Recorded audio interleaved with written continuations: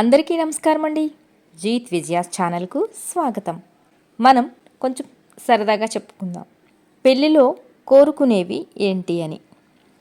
కన్యా వరయతే రూపం మాతా విత్తం పితాశ్రుతం బాంధవాహ కులమిచ్చంతి మృష్టాన్నమితరే జనాహ.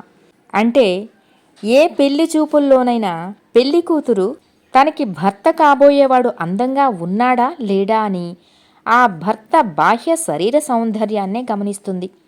ఇక కన్య తల్లి మాత్రం కాబోయే అల్లుడు బాగా సొమ్ములున్నవాడేనా, పైగా తనకెలాగూ తన భర్తతో సుఖమనేది పరిమితంగానే గడిచిపోయింది కాబట్టి తన కూతురి సంసారమైన ధనవంతునితో సుఖంగా సంతోషంగా సాగితే అంతకుమించి కోరికలేముంటాయి అని భావిస్తుంది ఆ తల్లి. కన్య తండ్రి మాత్రం పిల్లవాని అందం కంటే అతని వంశం పూర్వుల నడవడిక, వారికి సంఘంలో ఉన్న పరువు ప్రతిష్టలను గూర్చి ఆలోచిస్తాడు.